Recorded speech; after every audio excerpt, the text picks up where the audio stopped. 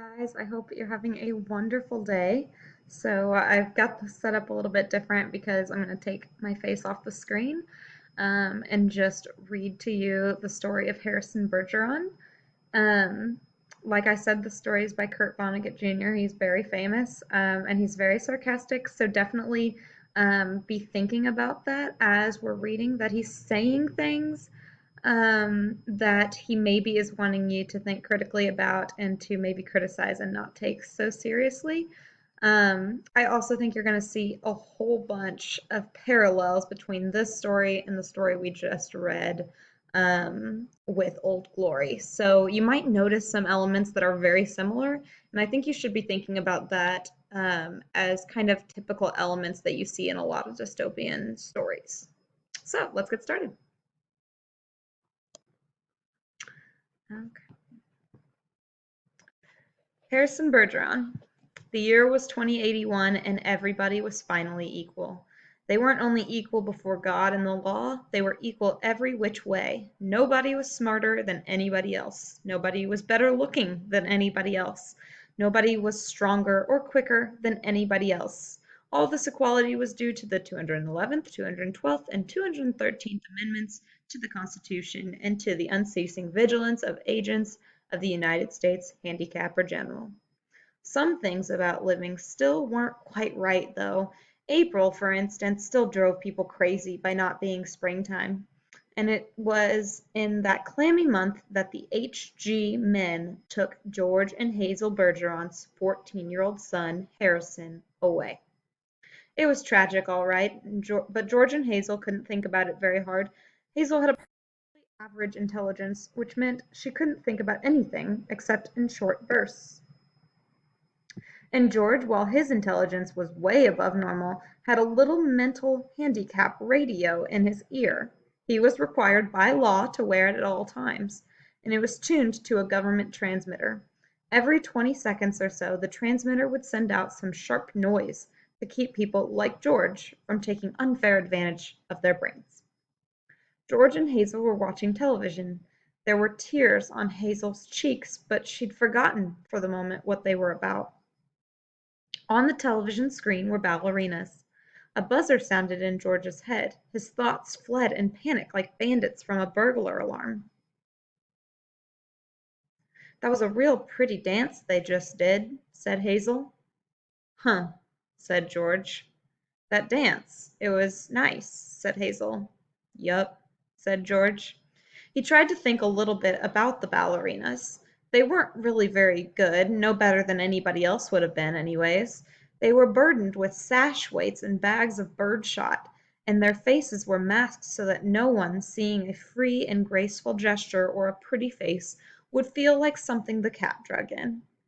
George was toying with the vague notion that maybe dancers shouldn't be handicapped, but he didn't get very far with it before another noise in his ear radio scattered his thoughts. George winced. So did 2 out of the 8 ballerinas. Hazel saw him wince. Having no mental handicap herself, she had to ask George what the latest sound had been. "Sounded like somebody hitting a milk bottle with a ball-peen hammer," said George. "I'd think it would be real interesting hearing all the different sounds," said Hazel, a little envious. "All the things they think up." Said George. "Only, if I was the handicapper general, you know what I would do?" said Hazel. Hazel, as a matter of fact, bore a strong resemblance to the handicapper general, a woman named Diana Moon Glampers. "If I was Diana Moon Glampers," said Hazel, "I'd have chimes on Sunday, just chimes, kind of in honor of religion." "I could think, if it was just chimes," said George. "Well, maybe make 'em real loud," said Hazel. "I think I'd make a good handicapper general." "Good as anybody else," said George. "Who knows better than I do what normal is?" said Hazel. "Right," said George.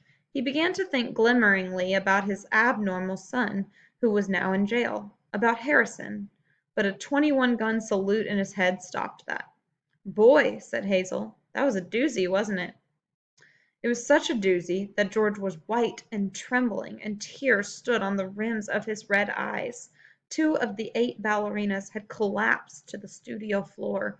were holding their temples. "All of a sudden you look so tired," said Hazel. "Why don't you stretch out on the sofa so you can rest your handicap bag on the pillows, Honey Bunch?" She was referring to the 47 pounds of birdshot in a canvas bag, which was padlocked around George's neck. "Go on and rest the bag for a little while," she said. "I don't care if you're not equal to me for a while."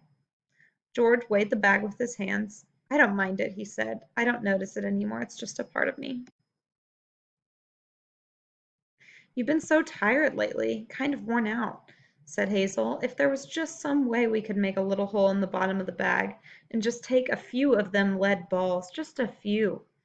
"2 years in prison and $2,000 fine for every ball I took out," said George. "I don't call that a bargain." "If if you could just take a few out when you came home from work," said Hazel. "I mean, you don't compete with anybody around here, you just sit around." "If I tried to get away with it," said George, "then other people'd get away with it, and pretty soon we'd be right back to the dark ages again, with everybody competing against everybody else. You wouldn't like that, would you?" "I'd hate it," said Hazel. "There you are," said George. "The minute people start cheating on laws, what do you think happens to society?" If Hazel hadn't been able to come up with an answer to this question, George couldn't have supplied one. A siren was going off in his head. "Reckon it'd fall apart," said Hazel. "What would?" "Society," said Hazel uncertainly. "Wasn't that what you just said?" "Who knows?" said George. The television program was suddenly interrupted for a news bulletin. It wasn't clear at first as to what the bulletin was about, since the announcer, like all announcers, had a serious speech impediment. For about half a minute, and in a state of high excitement, the announcer tried to say, "Ladies and gentlemen." He finally gave up, handed the bulletin to a ballerina to read. "That's all right," Hazel said to the announcer. "He tried. That's the big thing. He tried to do the best he could with what God gave him.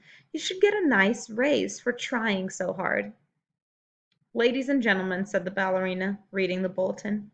She must have been extraordinarily beautiful, because the mask she wore was hideous, and it was easy to see that she was the strongest and most graceful of all the dancers, for her handicap bags were as big as those worn by 200-pound men. And she had to apologize at once for her voice, which was a very unfair voice for a woman to use. Her voice was warm and luminous, timeless melody. "Excuse me," she said, and she began again, making her voice absolutely uncompetitive. "Harrison Bergeron, age 14," she said in a crackle squawk, "has just escaped from jail, where he was held on suspicion of plotting to overthrow the government.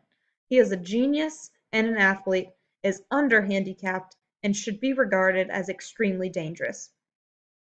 A police photograph of Harrison Bergeron was flashed on the screen upside down, then sideways, upside down again, then right side up. The picture showed the full length of Harrison against a background calibrated in feet and inches. He was exactly 7 feet tall. The rest of Harrison's appearance was Halloween and heartwear.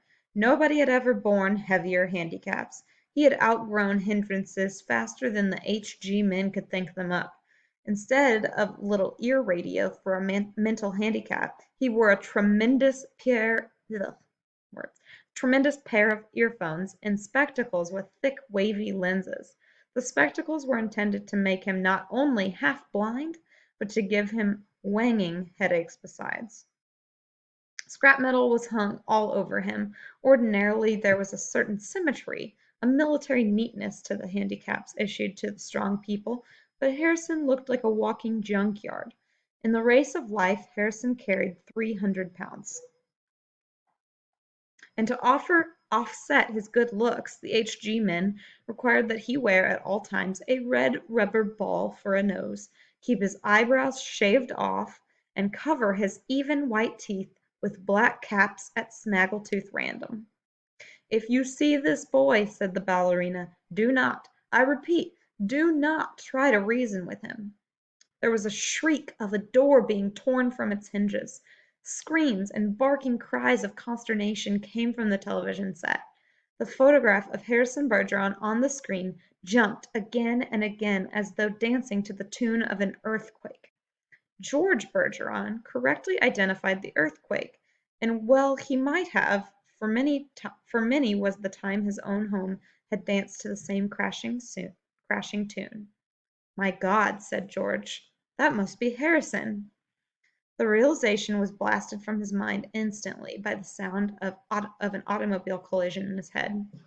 When George could open his eyes again, the photograph of Harrison was gone. A living, breathing Harrison filled the screen. Clanking, clownish, and huge, Harrison stood in the center of the studio. The knob of the uprooted studio door was still in his hand. Ballerinas, technicians, musicians, and announcers cowered on their knees before him, expecting to die. "I am the Emperor!" cried Harrison. "Do you hear? I am the Emperor! Everybody must do what I say at once." He stamped his feet and the studio shook. "Even as I stand here," he bellowed, "crippled, hobbled, sickened, I am a greater ruler than any man who ever lived. Now watch me become what I can become." Harrison tore the straps of his handicap harness like wet tissue paper. Um, gosh darn it. Like wet tissue paper, tore straps guaranteed to support 5,000 pounds. Harrison's scrap iron handicaps crashed to the floor. Harrison thrust his thumbs under the bar of the padlock that secured his head harness. The bar snapped like celery. Harrison smashed his headphones and spectacles against the wall. He flung away his rubber ball nose, revealed a man that would have awed Thor, the god of thunder. "I shall now select my empress," he said, looking down on the cowering people. "Let the first woman who dares rise to her feet claim her mate and her throne." A moment passed, and then a ballerina arose, swaying like a willow. Harrison plucked the mental handicap from her ear, snapped off her physical handicaps with marvelous delicacy. Last of all, he removed her mask. She was blindingly beautiful. "Now," said Harrison, taking her hand, "shall we show the people the meaning of the word dance?" "Music!" he commanded. The musicians scrambled back into their chairs, and Harrison stripped them of their handicaps too. "Play your best," he told them, "and I'll make you barons and dukes and earls." The music began. It was normal at first, cheap, silly, false, but Harrison snatched two musicians from their chairs, waved them like batons as he sang the music as he wanted it played. He slammed them back into their chairs. The music began again and was much improved. Harrison and his empress merely listened to the music for a while, listened gravely as though synchronizing their heartbeats with it. They shifted their weights to their toes. Harrison placed his big hands on the girl's tiny waist, letting her sense the weightlessness that would soon be hers, and then in an explosion of joy and grace into the air they sprang. Not only were the laws of the land abandoned, but the laws of gravity and the laws of motion as well. They reeled, whirled, swirled, swiveled, flounced, capered, gamboled, and spun. They leaped like deer on the moon. The studio ceiling was 30 feet high, but each leap brought the dancers nearer to it. It became their obvious intention to kiss the ceiling. They kissed it. And then, neutraling gravity with love and pure will, they remained suspended in air, inches below the ceiling, and they kissed each other for a long, long time. It was then that Diana Moon Glampers, the handicapper general, came into the studio with a double-barreled 10-gauge shotgun. She fired twice, and the Emperor and the Empress were dead before they hit the floor. Diana Moon Glampers loaded the gun again. She aimed it at the musicians and told them they had 10 seconds to get their handicaps back on. It was then that the Bergeron's television tube burned out. Hazel turned to comment about the blackout to George, but George had gone into the kitchen for a can of beer. George came back in with the beer, paused while a handicap signal shook him up, and then he sat down again. "You been crying," he said to Hazel. "Yup," she said. "What about?" he said. "I forget," she said. "Something real sad on the television." "What was it?" he said. "It's all kind of mixed up in my mind," said Hazel. "Forget sad things," said George. "I always do," said Hazel. "That's my girl," said George. He winced. There was the sound of riveting gun in his head. "Gee, I could tell that one was a doozy," said Hazel. "You can say that again," said George. "Gee," said Hazel, "I could tell that one was a doozy."